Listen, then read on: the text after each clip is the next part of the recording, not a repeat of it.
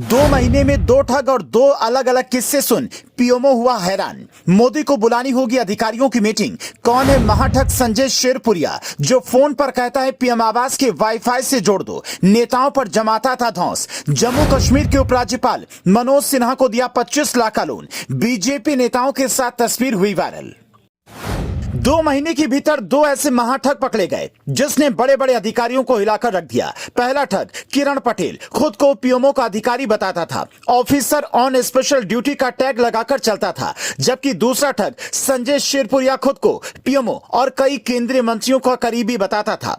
दिल्ली में इतना आलीशान बंगला था कि किसी को देखकर शक भी नहीं होता। जैसे ही कोई नेता यह पूछता कि नजदीकी की कोई सबूत दो तो सीधा फोन मिलाता, कहता कि पीएमओ आवास वाले वाईफाई से जोड़ दो। उसके बाद भी यकीन नहीं होता तो कहता पीएम आवास की ओर से मुझे यह बंगला मिला है, मैं फ्रॉड क्यों करूंगा।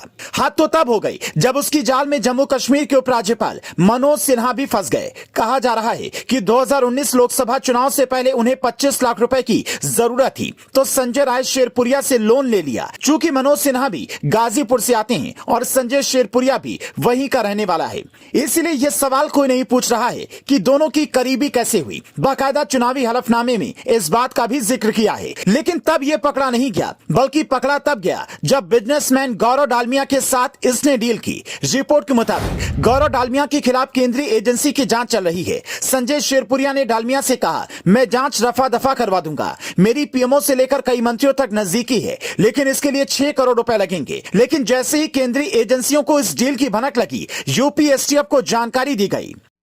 यूपी एसटीएफ ने जब अपने मुखबिरों से पता करवाया तो पता चला कि कानपुर रेलवे स्टेशन पर एक महाठग पहुंचा है जो खुद को पीएमओ और केंद्रीय मंत्रियों का करीबी बताता है।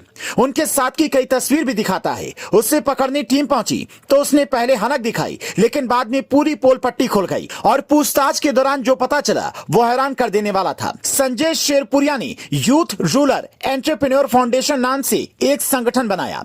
उसने कई बैंकों से करोड़ों का लोन भी लिया था और बाद में डिफॉल्टर बन गया। इस संगठन में उसने डमी डायरेक्टर बनाए हैं और खुद किसी पद पर नहीं है। इस संगठन के खाते में इसी साल जनवरी महीने में 2 बार में 6 करोड़ रुपए जमा करवाए गए। अब पुलिस इस जांच में जुटी है कि क्या वो पैसे गौरव डालमिया वाले थे। इसने कितने लोगों के साथ और ठगी की है, जांच में एक एक बात की पोल खुल जाएगी। पर सवाल यह है कि प्रधानमंत्री कार्यालय और पीएम आवास की छवि खराब करने वालों पर लगाम कैसे लगेगी। अगर आपको भी कोई नेता या मंत्री के साथ फोटो दिखाए और कहे कि मैं उनका करीबी हूं तो कभी यकीन मत करिएगा, क्योंकि शॉर्टकट के चक्कर में कभी कभी बड़ा नुकसान हो सकता है। हर धर्मशास्त्र यही कहता है कि अगर गलती की है तो सजा मिलेगी, फिर उससे बचने या अपना काम करवाने के लिए ऐसे ठगों के पास क्यों जाना। इसका किस्सा इतने लोगों तक पहुंचाएं कि हर हिंदुस्तानी ऐसे ठगों से अलर्ट हो जाए और कोई इनकी जाल में न फंसने पाए।